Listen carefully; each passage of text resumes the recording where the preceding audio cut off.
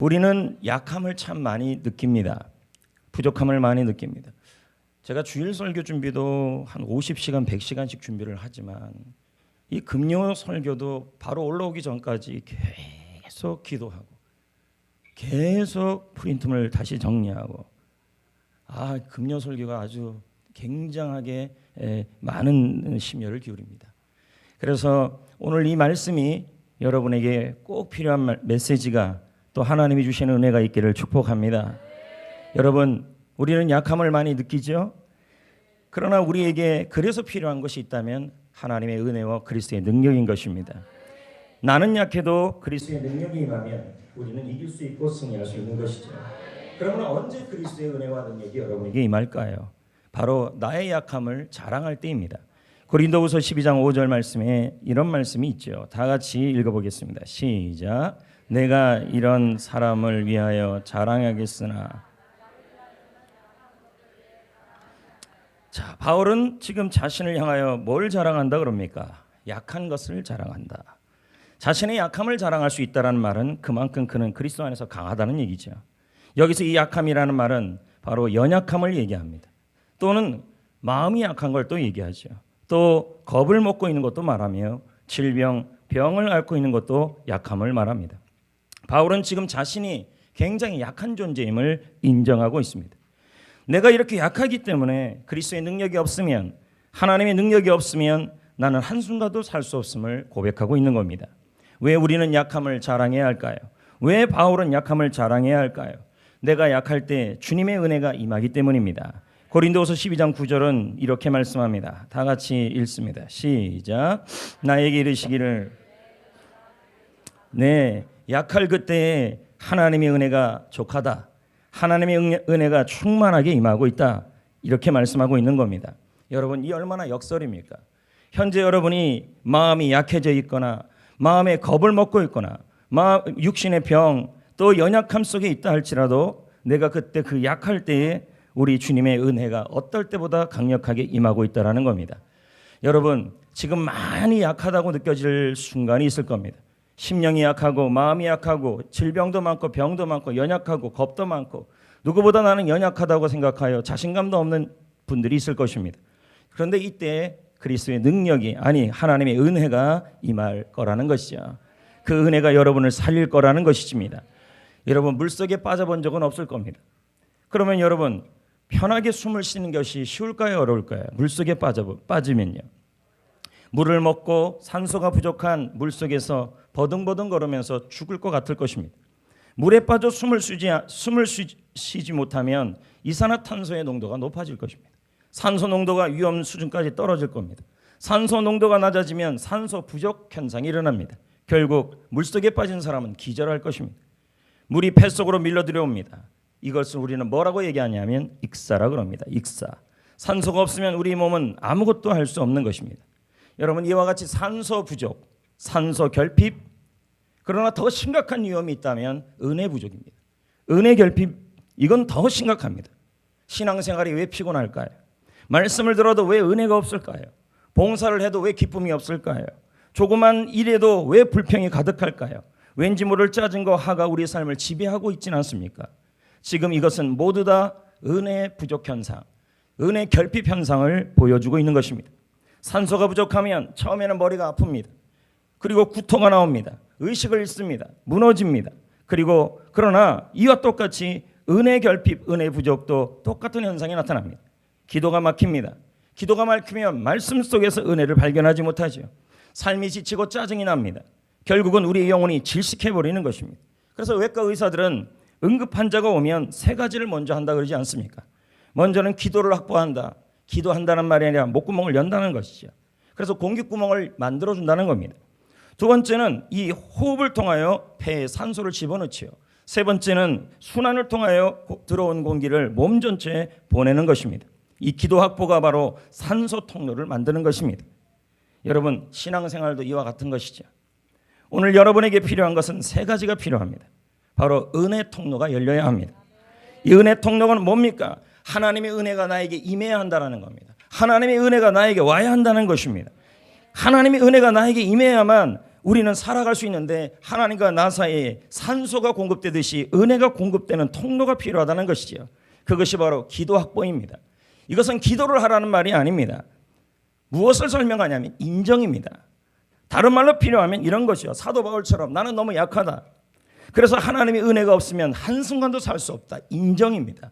하나님, 나는 주님이 없으면 살 수 없습니다. 나는 주님의 은혜가 없으면 버틸 수가 없습니다. 그러니 주님의 은혜가 필요합니다. 이 고백, 이 인정함이 결국은 하나님과 나 사이에 은혜의 통로를 여는 것입니다. 저는 여러분에게 묻고 싶습니다. 이 시간에 오늘 이 자리에 주님이 없으면 살 수 없음을 인정해야 합니다. 주님의 은혜가 없으면 나는 살 수 없음을 인정해야 합니다. 그럴 때 하나님과 나 사이에 은혜의 통로가 열리기 시작하는 것입니다. 하나님은 아무나 은혜를 주시는 것이 아닙니다. 은혜를 구하는 자에게 주시는 것입니다. 나는 은혜가 없으면 살 수 없습니다. 사도 바울은 말합니다. 나는 약하다. 나는 병들었다. 나는 마음이 약하다. 그러니 나는 자랑할 것은 나는 자랑할 것은 나의 약함밖에 없다. 그랬더니 하나님의 은혜가 임하고 있다는 것입니다. 이 말은 뭘까요? 나의 약함을 인정하고 내가 약하니까 이제 주님의 은혜가 있어야만 살 수 있다고 인정하라는 말입니다. 이게 필요하다는 거예요. 오늘 이 자리에 여기 앉아있는 분들 중에서도 진심으로 이 금요일날 여기까지 나오신 분들 중에서 과연 이 자리에 앉아있을 때 얼마나 간절한 마음으로 하나님의 은혜가 없으면 못 산다고 고백하는 마음으로 나왔냐는 거죠. 오늘 내가 버틸 수 있고 내가 살아갈 수 있는 것은 신앙생활도 산소가 부족하면 모든 것이 피곤해지고 그리고 쓰러지고 기절해지는 것처럼 하나님의 은혜가 임하지 않으면 우리는 모든 것이 피곤해지고 말씀을 드려도 은혜가 안 되고 기쁨이 없고 봉사를 해도 즐거움이 없어지는 것이죠. 하나님과 나 사이에 기도가 확보돼야 돼요. 그 시작은 바울같이 하나님 약함을 자랑하는 거예요. 나는 약하기에 하나님의 은혜가 필요합니다. 그랬더니 약할 때 하나님의 은혜가 임했잖아요. 할렐루야. 여러분, 은혜가 있어야 일어날 수 있고요. 은혜가 있어야 승리할 수 있고요. 은혜가 있어야 이겨낼 수 있는 것입니다. 여러분, 우리 하나님은 살아계신 분이십니다. 그분이 없으면 살 수 없다고 인정하는 게 믿음이고 신앙인 것입니다. 하나님이 없으면 나는 너무 약하기에 겁도 많고 병도 많고 마음도 약하고 그리고 이 상황을 극복할 수 없는 너무 약한 존재이기에 그분이 없으면, 그분이 도와주지 않으면, 그분이 나를 붙들어 주지 않으면 나는 살 수 없다고 인정하는 게 바로 기도 확보예요. 그때부터 은혜가 임해. 아멘.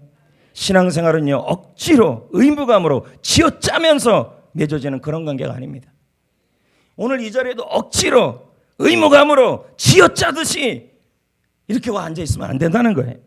하나님과 나의 관계는 그 누구도 못 말리는 관계인 것입니다. 시편 기자는 말합니다. 나의 힘이신 여호와여, 내가 주님을 사랑합니다.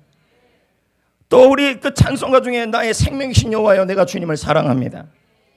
아멘. 사랑하는 대상을 위해서 무엇을 한다는 것은 그 자체가 기쁨입니다. 결코 어려움이 될 수가 없습니다. 오히려 사랑하는 대상을 위해서 무엇을 할 수 있는 것 자체가 힘이 됩니다.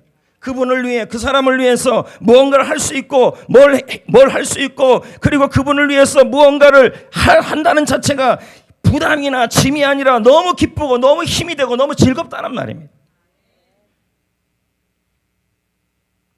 은혜가 임한 사람은요, 나는 약해도 이 약한 것을 가지고 주님을 위해 할 수 있는 것 자체가 주님을 사랑하니까 기뻐요.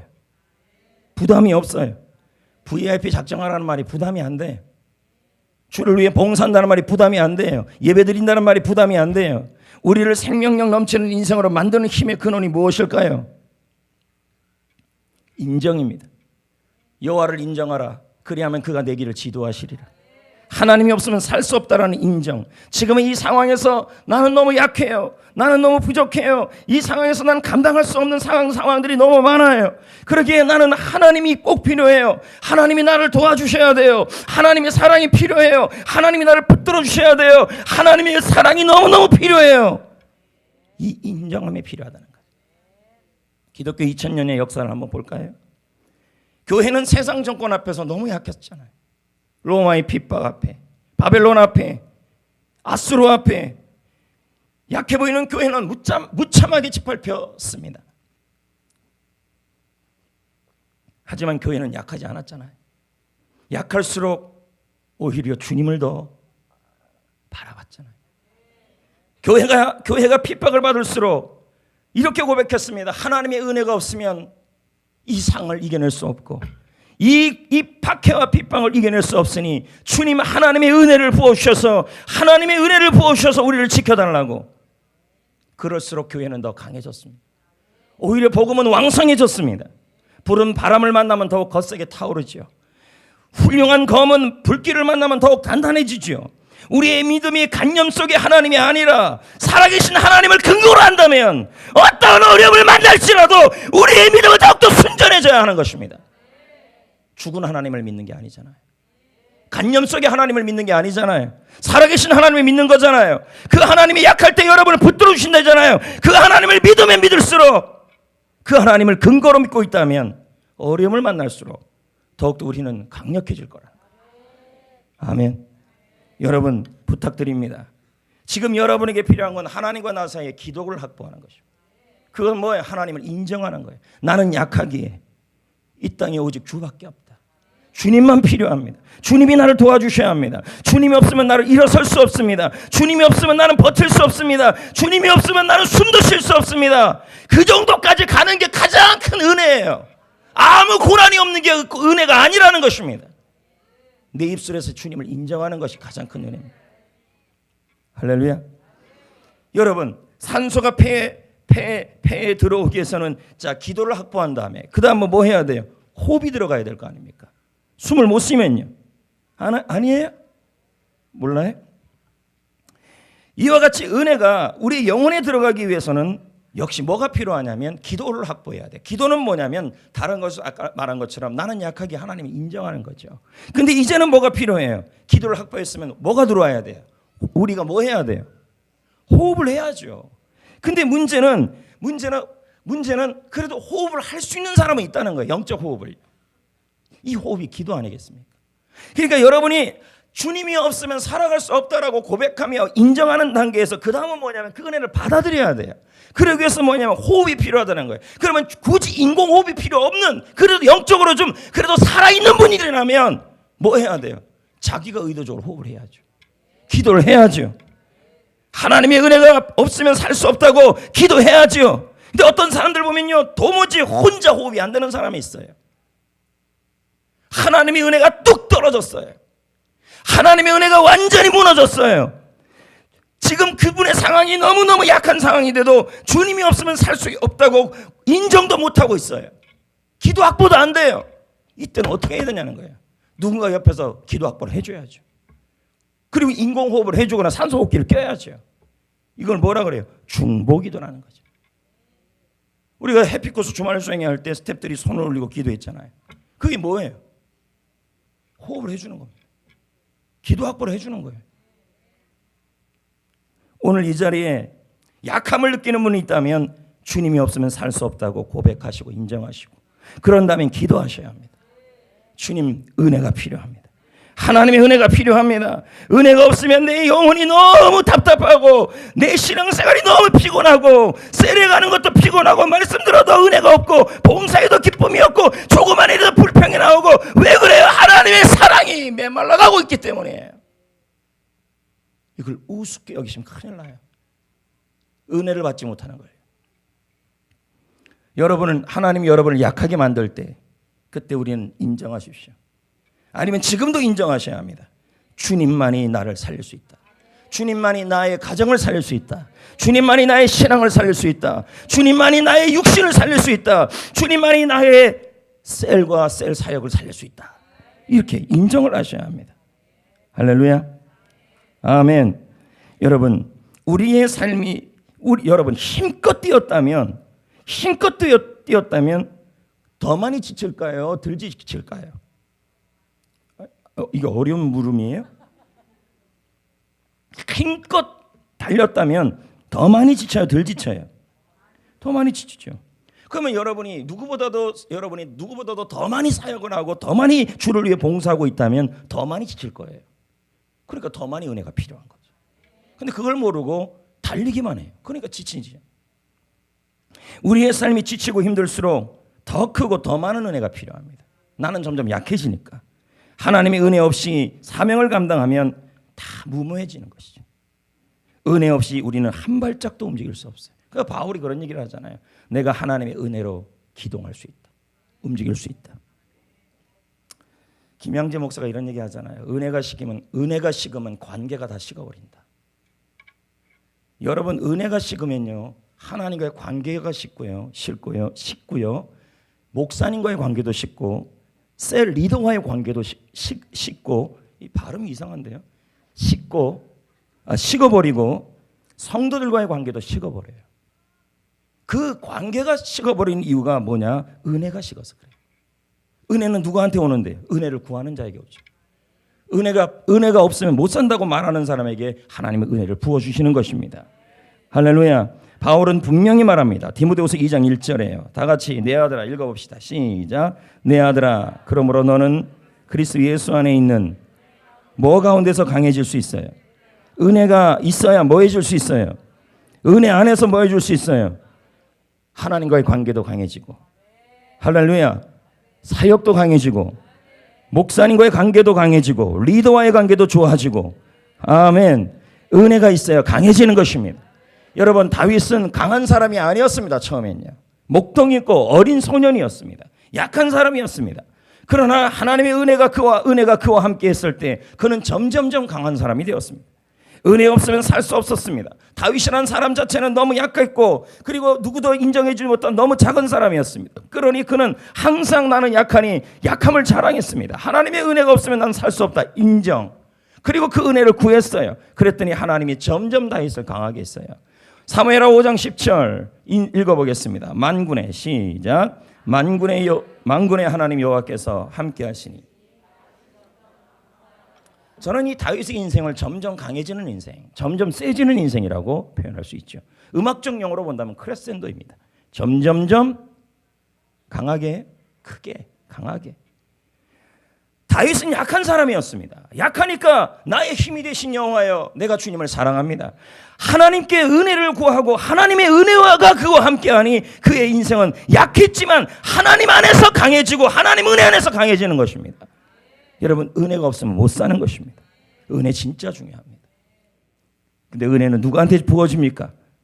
나는 약하니까, 나는 병들었으니까, 나는 마음이 약하니까, 나는 겁이 많으니까, 나는 이 일을 감당할 수 없도록 약하니까, 이 상을 이길 수 없도록 약하니까 이제 하나님의 은혜만 필요합니다. 은혜가 필요합니다라고 고백하는 사람이 하나님께서 그 사람에게 은혜를 부어주셔서 하나님의 은혜가 강같이 넘쳐서 지금의 상황을 승리하게 만들어 주신다라는 말입니다.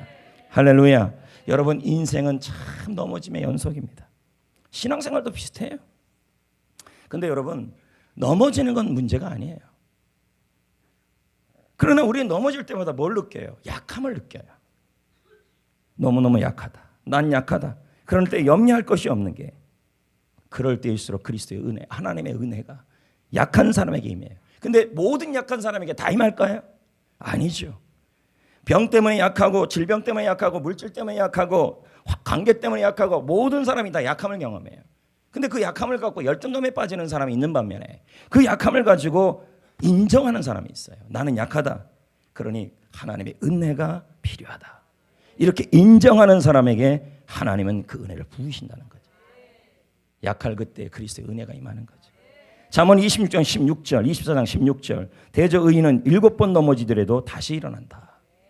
몇 번 넘어져도요? 그럼 의인은 7번 넘어지는데 7번씩 넘어지는 거 보니까 약하긴 약한 거 아닙니까? 그런데 다시 일어나고 있죠? 그럼 이 말씀의 주인공은 7번 일어나는 사람입니까? 그 7번을 넘어질 때마다 일으키시는 하나님이십니까? 어려운 질문입니까? 여러분, 이 잠언 24장 16절에 이 주인공이 7번 넘어졌을 때마다 일어나는 그 사람이 주인공입니까? 넘어졌는데 약한 사람이 주인공입니까? 아니면 넘어질 때마다 그를 일으키시는 하나님입니까? 일으키시는 하나님 아니겠습니까? 아멘. 약할 때 하나님의 사랑이 그에게 임했다라는 겁니다. 여러분, 하나님은 우리가 약하다고 결코 포기하지 않습니다. 약할수록 하나님 아버지는 더욱더 우리를 사랑하십니다. 이럴 때 우리가 할 일은 뭐예요? 자녀가 자기가 약할 때 아빠 도와주세요. 나는 아무 힘이 없으니 아빠의 도움이 필요해요. 엄마의 도움이 필요해요. 인정하고 도움을 구할 때 아빠와 엄마의 은혜가 임하잖아요. 인정이 필요하다니까. 약하다고 울고만 있으면 안 된다는 거죠. 아기가 거짓말을 배웁니다. 수없이 넘어집니다. 약합니다. 아이가 웁니다. 엄마, 아빠, 엄마 도와줘요. 아빠 도와줘요. 자신의 약함을 인정하고 아빠의 도움과 엄마의 도움을 구합니다. 그럴 때 부모의 은혜가 임합니다. 아닐까요? 그냥 누워서 넘어졌는데 엉엉 울고만 있는 겁니다. 나는 약하라는 걸 알면서도 부모의 도움이 필요하다라는 그 말을 하지 않고 있는 거고 마음으로 인정하지 않고 입으로 고백하지 않고 있습니다. 그러면 어떻게 해요? 물론 부모는 알고 있지만 소리가 나야 움직일 거 아니겠습니까? 아장아장 걸어다니는 아이를 잃어버린 어머니를 본 적이 있을 것입니다. 어머니는 이 아이를 찾을 때까지는 절대로 잊지 못합니다. 이 아이를 잊을 수가 없죠. 이름을 부르며 찾겠죠. 왜요? 아기가 약하니까. 이 아이도 찾겠죠. 하나님도 똑같은 것입니다. 여러분이 약할수록 하나님은 더 기억하시고 여러분이 약할수록 하나님이 잊지 못하고 더욱 사랑을 부어서 여러분을 일으켜 세워주시고 하나님의 은혜는 결국 뭐예요? 하나님의 사랑이고 그 사랑은 뭐예요? 여러분을 붙들어주고 일으키고 세우시는 사랑이에요. 그 사랑이 더욱더 임한다는 거예요. 그래서 약할수록 어떻게 해야 돼요? 약함이 올수록 절망하지 말고 약함이 올수록 인정하셔야 돼요. 하나님 아버지의 사랑을 인정하고 그 사랑이 없으면 살 수 없다고 고백하고 그 사랑이 있어야 내가 직장 생활도 할 수 있다고 고백하셔야 돼요. 그리고 고백하고 인정하고 말할 때 하나님의 은혜가 약함을 자랑하는 그 사람에게 임해버리는 겁니다. 이사야 49장 15절은 이렇게 말씀합니다. 읽어볼까요? 시작. 어찌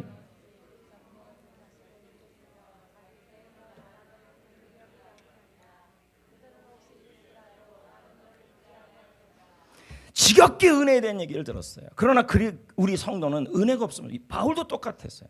몸이 약하고 질병이 있는데 내가 이렇게 버틸 수 있는 것은 나의 이 몸뚱아리가 아니라 하나님의 은혜로 내가 나를 버틸 수 있다고 지금 고백하는 거죠. 성도들은 우리는 은혜가 없으면 살 수가 없어요.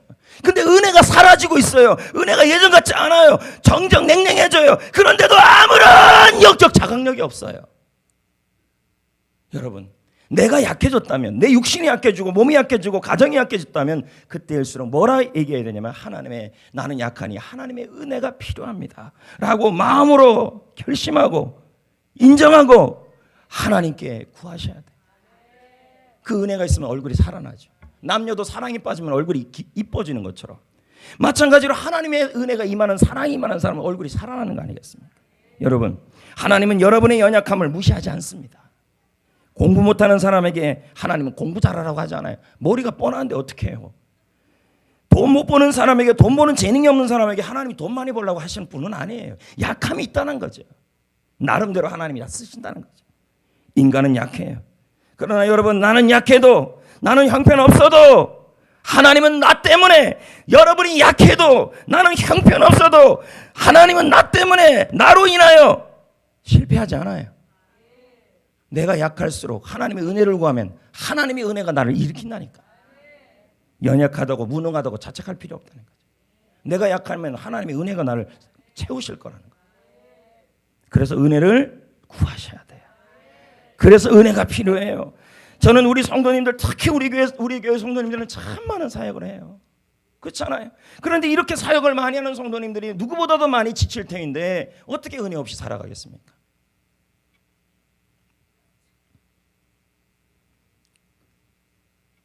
입술에서 말이 나와야죠. 난 은혜 없으면 못 살겠습니다. 인정, 그리고 구하셔야죠. 그것도 어떻게 해요? 어떻게 해요? 넘어진 아이가 부모의 도움을 눈물로 호소하는 것처럼 오늘 이 자리가 그 자리가 돼야 돼. 전부 그 자리에 앉아있지만 많은 생각으로 앉아있거나 또 혹시나 좀 졸다가 가시는 분도 있겠지만 어떻든 안 조는 분도 은혜고 조는 분도 은혜고 모르겠어요. 은혜인지요. 어떻든 여러분 이 자리에서 어린아이가 쓰러져서 울어서 부모의 도움이 필요하다고 마음으로 먹고 마음으로 믿고 구하는 것처럼 그렇게 간절하게 은혜를 구해야만 약할 그때 하나님의 은혜가 임하는 거예요. 은혜가 있어야 삽니다. 여러분, 약하다고 여러분 하나님이 여러분 때문에 실패하지 않아요. 여러분이 약하다고, 여러분이 무능하다고, 그 무능한 여러분 때문에, 약한 여러분 때문에 실패하지 않아요. 왜? 나의 하나님은 더 강하시기 때문이에요. 나의 하나님이 힘이 있기 때문이에요. 그럼 내가 필요한 건 뭐예요? 내가 필요한 건 나의 약함이 아니라 하나님의 은혜로 살아가시면 된다는 거죠. 구하셔야 돼요. 목회도 똑같아요. 목회도 내 힘으로 하는 게 아니에요. 제가 보니까요. 역시 뭐예요? 하나님의 은혜를 구하고 고백할 때 하나님이 하게 하시는 게 목회예요. 그래야 목회가 돼요. 제가 용을 쓴다고 되겠어요? 하나님이 하셔야죠. 아멘. 할렐루야. 여러분, 약할 때 주님의 은혜가 임합니다. 아멘. 약할 때 주님의 은혜가 임해야 합니다. 모든 약한 사람에게 다 주님의 은혜가 임하지 않아요. 우는 아이에게, 은혜를 구하는 아이에게. 이 말은 은혜를 구하는 자녀들에게 부모가 사랑을 주는 것처럼 부모 은혜를 구하는 사람에게 충만한 은혜가. 여러분, 오늘 이 금요일날 기도회 때 충만한 은혜를 받아야만 내가 살 수 있다고 인정하고 고백하는 사람에게 하나님께서는 그 은혜를 부어주시고, 요 예배가 끝난 후에 나갈 때 얼굴이 바뀌었을 거예요. 삶의 기쁨이 바뀌었을 거죠. 지금의 환경은 어려운 환경이며 지옥 같은 환경이라도 나는 찬송을 부를 수 있을 거라. 할렐루야. 은혜가 중요합니다. 가정에 힘든 일이 있습니까? 그걸 감당할 수 없습니까? 약함을 느낍니까? 또 고백해야죠. 하나님의 은혜 없이는 우리 가정의 여러 가지 일들을 해결할 수 없습니다. 하나님, 우리 가정에 아무개에게 은혜를 부어 주옵소서. 나는 약하지만 하나님의 은혜가 있어야 살 수 있습니다. 인정하고 구하세요. 우리가 왜 하나님을 믿어요? 우리 힘으로 안 되니까. 제가 아까도 얘기했잖아요. 우리는 간념의 하나님을 믿는 게 아니에요. 살아계신 하나님을 믿는 거예요. 아닌가요? 간념의 하나님, 그리고 여러분 서로 가방 속에 있는 하나님, 그리고 여러분 책장 속에 있는 하나님, 그 하나님 우리가 믿는 건 아니잖아요.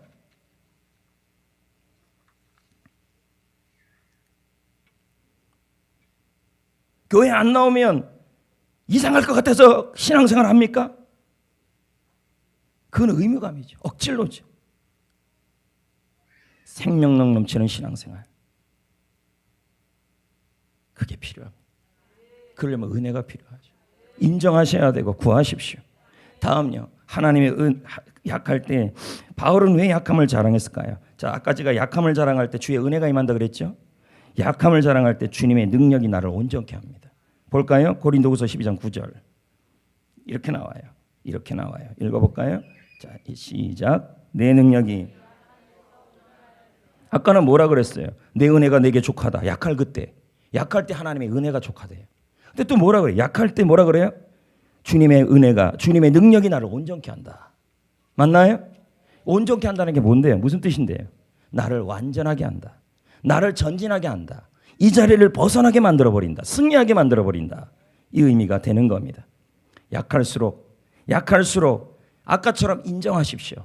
여러분, 하나님의 은혜를 인정하고 약할수록 하나님의 능력을 하나님이 그리스도의 능력이 없으면 못 산다고 인정할 때 하나님의 은혜와 그리스도의 능력이 다 임해요. 그래서 고린도서 12장 9절에 다음과 같이 말씀합니다. 도리어 시작. 도리어 크게 기뻐함으로 나의 여러 약한 것들에 대하여 뭐 한대요? 이 자랑한다니 뭘까요? 아우, 나 뭐가 약해? 이 정도가 아니야. 나는 이게 약하니까 주님의 은혜도 필요하고 주님의 능력도 필요하다. 이 말이에요. 그랬더니 뭐예요? 그리스도의 능력이 내게 머물러 버렸다. 이렇게 말씀하고 있는 겁니다. 여러분, 우리가 약할 때 하나님은 우리를 강하게 하시는 분입니다. 우리가 약할 때 그리스도의 능력이 여러분을 온전케 할 겁니다. 그러나 모든 사람들에게 다 하나님 그리스도의 능력이 나타나는 것이 아닙니다. 약할 때 그리스도를 의지하고 약할 때 하나님의 은혜를 구하는 사람에게 하나님이 그 사람에게 은혜와 더불어 그리스도의 능력도 함께 가져와서 우리를 강하게 만들어 주신다는 것입니다. 하나님의 은혜를 구하는 사람에게 그리스도의 능력도 나타나요. 은혜를 주십시오. 내가 이걸 견딜 수가 없습니다. 하나님의 사랑이 필요합니다. 하나님의 사랑이 날 견디게 합니다. 하나님과 사랑에 빠지고 싶습니다. 이렇게 고백하는 사람에게는 하나님이 사랑도 주시는데 더불어 그리스도의 능력도 주셔서 약한 나를 더 강하게 만들어버린다. 예전에 제가 이거 설교할 때 여기 부분 할 때 그 리고렌 목사님 얘기를 한 적이 있어요. 기억나십니까? 세들백 교회 목사님. 이분은 병이 있었다 그랬잖아요. 역시 아무도 기억을 못합니다. 어렸을 때부터 병이 있었다 그랬어요. 어렸을 때, 아주 어렸을 때부터 가졌던 병. 그 병이 너무 심해서 학교를 못 다녔다는 거죠. 리고렌 목사님. 학교 갔다가 조퇴하고. 그 병이 뭡니까? 내기는 부전증이었다는 거죠.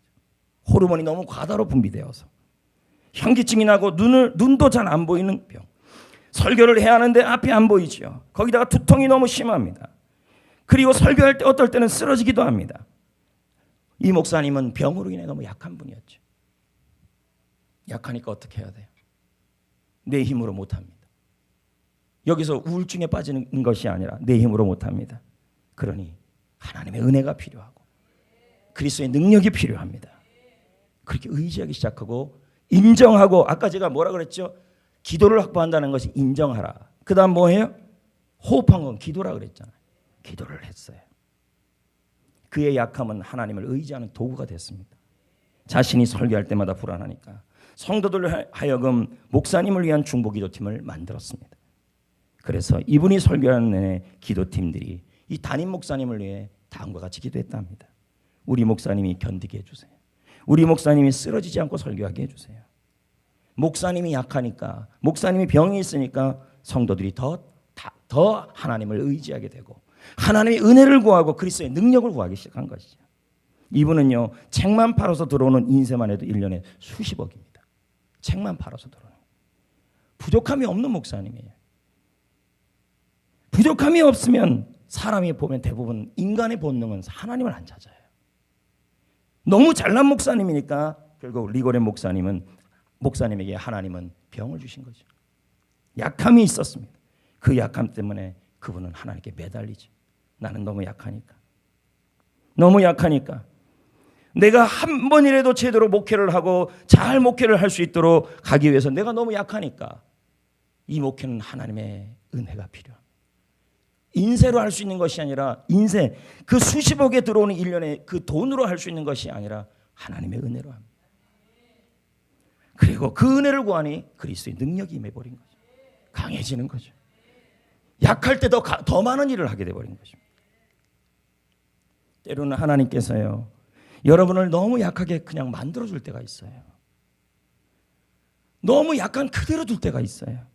그런데 어떤 분들은 그 질병의 연약함 때문에 계속 자신을 채찍질하는 분들이 있어요.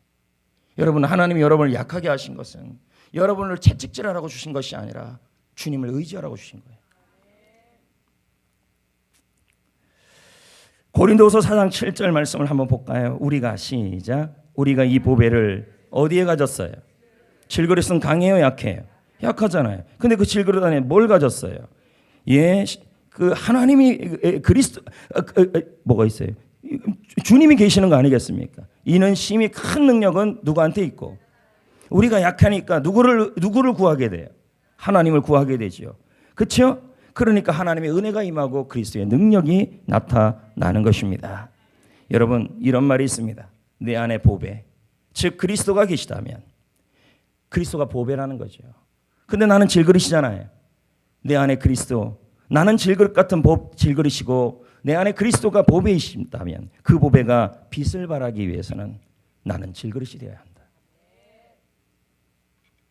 질그릇이 깨지면 깨질수록, 질그릇이 더 깨지면 깨질수록, 우리는 가끔 너무너무 약한 일들이 많아서 나의 연약함들이 자꾸 깨져요.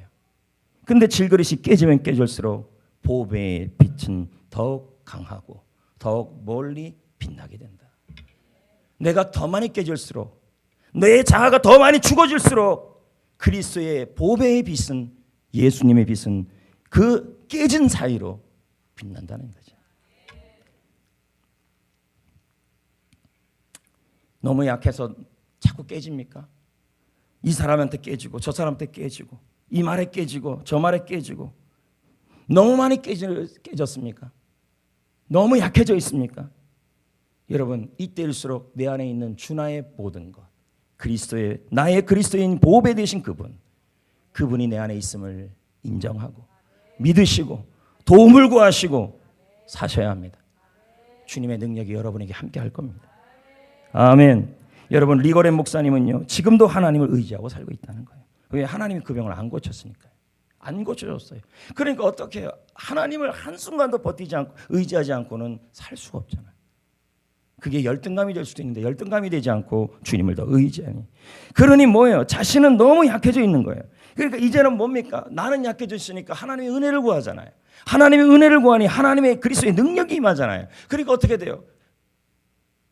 약했을 때보다 건강한 사람보다 더 많은 일을 하고 더 많은 일을 하고 더 많은 능력을 감당하고 더 많은 사역을 감당하고 있다는 거죠. 약한데 더 큰 일을 하고 있어요. 왜요? 약하니까 하나님을 의지하고 은혜를 의지하고 그리스도를 의지하니 그리스도가 그 일을 하고 있고 하나님의 은혜가 그 일을 도와주고 있기 때문에 비록 나는 약하지만 그리스도의 능력이 그에게 나타났다는 거죠. 성도 여러분, 물론 이 자리에 약함을 없애달라고 기도하는 분들이 있을 것입니다. 하나님은 없애주기도 하실 겁니다. 하지만 어떨 때 나의 병을 내 마음의 아픔을 그대로 두실 때도 또 있다는 거예요. 왜 그럴까요? 여러분을 미워서 그걸 둘까요? 그 질그릇에 깨진 걸 그대로 둘까요? 아닙니다. 주님께 매달리라고, 주님을 더 의지하라고, 하나님 없으면 하루도 못 견딘다고 고백하라고, 그 고백이 나오라고 그대로 둘 때가 있다는 거죠. 그러면 여러분 건강한 사람보다 더 큰 일을 할 겁니다. 왜요? 하나님의 은혜가 임하고 그리스도의 능력이 임하고 있기 때문인 것입니다. 여러분, 예수님도 겟세마네 동산에서 약해지셨습니다. 맞잖아요. 겟세마네 동산에서 예수님은 얼마나 많이 약해지셨습니까? 십자가에서도 약해지셨습니다. 우리를 위해서 세상에서 가장 약한 사람이 되어버렸습니다. 하나님의 아들이. 그러나 그의 약함 속에 십자가에서 외칩니다. 나의 하나님, 나의 하나님, 왜 나를 버리십니까? 그의 모든 기도에는, 이 모든 순간에는 내가 이렇게 약해졌지만 하나님의 은혜, 하나님의 도우심으로 십자가를 지고 싶은 그 마음이 있는 거예요. 그는 약했지만 강합니다. 예수님은 십자가에서 최고로 약해져 있지만 사실 가장 강한 분이었습니다. 십자가를 지나 부활의 능력을 누리셨고 세상에서 가장 강한 자로 부활해 버리신 것입니다. 아까도 제가 말씀드렸습니다. 바울은 자신의 약함을 체험했다. 그러나 그 약함 때문에 좌절하지 않았다. 왜요? 약하니까 능력을 주셨기 때문이다. 빌립보 4장 14절에 13절에 내게 능력 주시는 자 안에서 난 할 수 있다. 나는 너무 약합니다. 그러나 바울은 자신의 약함 때문에 좌절하지 않고 그 약함 안에서 승리할 수 있었던 거예요. 왜요? 그리스도의 능력이 임했기 때문이에요. 성적이 나쁜 것은요, 오늘 성적 나쁜 사람들 있잖아요. 공부 실력, 여기 뭐 시험 볼 분은 없으니까 제자 훈련 때 시험 보긴 하잖아요. 네. 성적 나쁜 것은 공부를 열심히 하지 않았기 때문이죠. 이런 분도 있어요. 최선을 다했어요. 최선을 다했어요. 하여튼 시간 쪼개서요. 근데 성적 안 나와요. 이건 약한 거예요. 근데 아까 제가 그랬죠. 성적이 그냥 나빠요. 공부도 열심히 안 했어요. 이건 약한 게 아니라 부끄러운 거예요. 그런데 나름대로 직장 생활도 하고 뭐 우리 교회도 지금 그런 분들도 많잖아요. 그런데 열심히 되고 최선을 다했는데 성적이 좀 안 좋게 나왔어요. 이거 약한 거예요. 약한 건 부끄러운 게 아닙니다. 좌절할 일도 아닙니다. 아멘. 네. 영적으로 그러나 대단히 중요한 것입니다. 최선을 다했는데 뭔가 안 될 때는 이건 약한 거죠. 절망하지 마십시오. 이때 필요한 건 주님과의 관계입니다. 여러분 제 말 한번 들어보세요.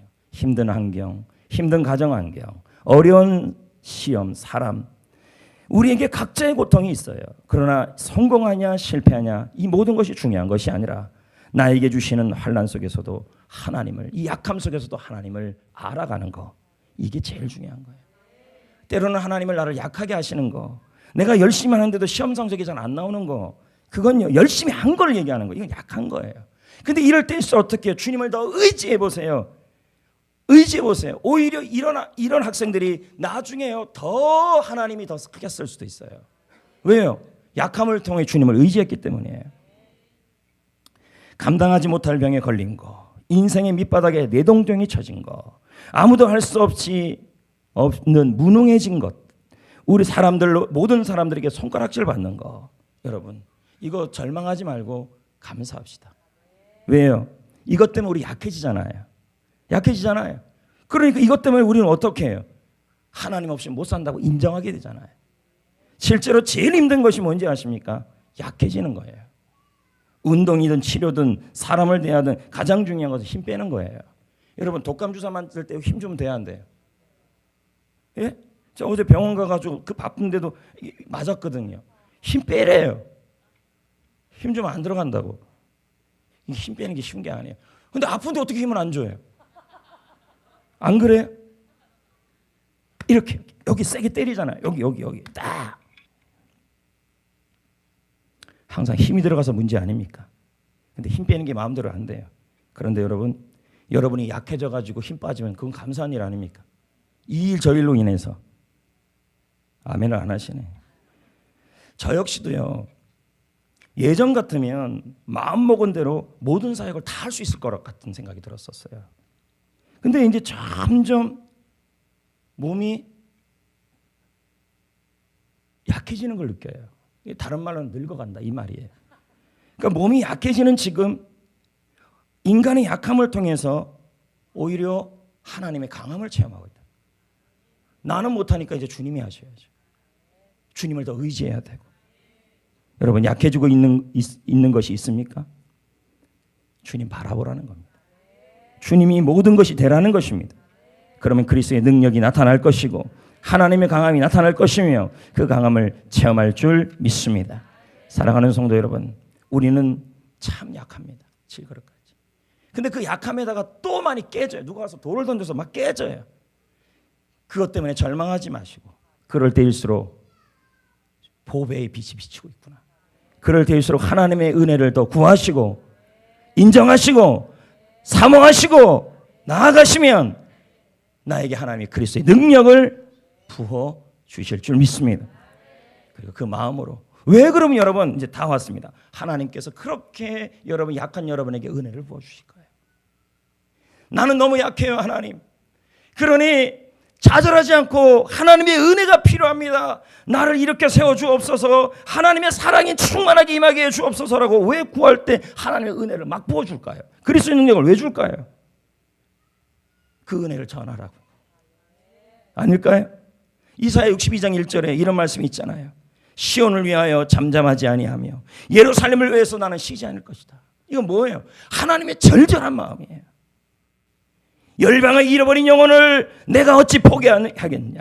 내가 지었고 내가 장서전부터 내 가슴속에 품었던 그들이 지옥으로 떨어지는 것을 내가 어찌 보겠느냐. 나는 결코 쉴 수 없다. 잠을 잘 수 없다. 한 영혼을 구원하고 싶다. 이게 하나님의 절절한 마음이에요. 약한 여러분에게 왜 은혜를 구하면 은혜를 주시고 약한 여러분에게 왜 그리스도의 능력을 보여주시면서 가정을 강하게 하시고 여러분을 강하게 하시고 다시 일으켜주냐는 거예요. 하나님의 마음으로 하나님의 절절한 마음으로 생명을 살리라는 그 은혜를 전하라는 거예요. 아멘. 여러분 우리나라도 한번 봅시다. 130년 전만 해도요. 스스로 복음을 알 수 없는 나라가 우리나라였어요. 누군가 전해주어야만 누군가 찾아와 주어야만 복음을 알 수 있었던 나라가 이 대한민국이었습니다. 얼마나 많은 선교사님들이 얼마나 많은 성도들이 이 복음을 위해 이 대한민국에서 숨겨 있습니까? 그럼에도 불구하고 하나님은 저와 여러분을 향하여 우리를 포기할 수 없어서 그 외에도 수많은 선교사와 종들을 이 조선 땅에 보냈잖아요. 그분들이 왜 왔어요? 다 약한 분들이었어요. 다 연약한 분들. 그분에 대한 선교사들의 책들을 읽어보세요. 하나같이 전부 연약한 분들이었어요. 그러면서도 하나님의 은혜를 구하고 능력으로 이 조선 땅에 또 들어왔잖아요. 왜요? 그 은혜를 전하고 싶어서 들어온 거죠. 토마스 선교사, 서워드 홀 선교사, 언더우드 아펜젤러 선교사. 하늘의 미랄이 떨어져 죽지 않으면 많은 열매를 맺을 수 없다던 주님은 2000년 전에 갈보리 언덕에서 저와 여러분의 이름을 부르면서 대신 죽으셨습니다. 그리고 2000년 역사 동안 수많은 하나님의 사람을 복음의 제물로 삼으셨습니다. 선교와 복음이란 도구가 없었다면, 그 복음 앞에 순종이 없었다면 오늘 우리는 없었을 것입니다.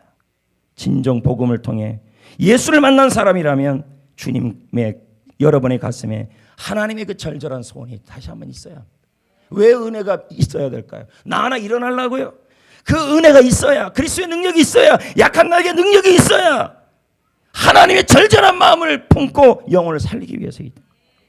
우리는 우리에게 필요한 예수님의 어떤 부분을 받은 사람들이 아니라 예수님의 전부를 받은 사람들입니다. 전부를 받았어요. 조금을 받은 분이 아니라 예수님 전체를 다 받은 분들이에요. 여러분, 이제 주님의 심장을 품으셔요. 여러분, 복음이라는 것에 대하여 식상하지 마십시오. 왜 하나님의 은혜를 다시 받아야 합니까? 은혜가 식으면 영혼에 대한 마음도 식어버리기 때문이에요. 다시 일어나야 돼요. VIP에 대하여, 개수를 섬기는 일에 대하여, 주님의 심장을 품고 주님의 부탁한 일을 위하여 마지막 생명을 다하는 날까지 가야 하는 거죠. 오늘 우리는 은혜를 구할 겁니다. 하나님, 나는 약합니다. 나는 질병으로 약하고 물질로 약하고 환경으로 약하고 가정 형편이 약하고 가정에 질병이 있어서 약하고 모든 부분이 약합니다. 아무리 열심히 해도 아무 길을 따라갈 수 없습니다. 약합니다. 그래서 하나님의 은혜가 필요합니다. 신학대학 다닐 때 정말 저 공부 열심히 했거든요. 근데 개를 못 따라가겠어요. 그 개는 도구가 아니었어요. 어떤 그 친구 하나를. 그럼 나는 생각했어요. 나는 왜 그 친구를 못 따라갈까? 그때마다 나는 하나님의 은혜를 구했어요. 약한 거잖아요. 머리가 돌인가? 뭐 별 생각이 다 들었습니다. 하나님의 은혜를 구하고, 그럴 때일수록 다 나는 약하니까 하나님의 은혜를 구하고 하나님의 능력을 구하니까 하나님의 은혜가 날 일으키는 거죠.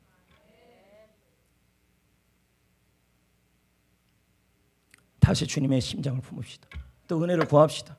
그리고 다시 영혼 구원, 아파트 전도, 추운 날에도 우리의 이 영혼에 대한 하나님의 절절한 마음, 쉬지 아니하시는 하나님의 마음이 우리도 심으면 안 된다는 거예요.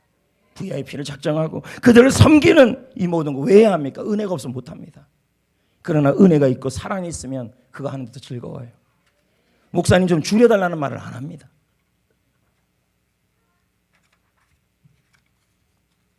지금 할 일은 뭐밖에 없습니까?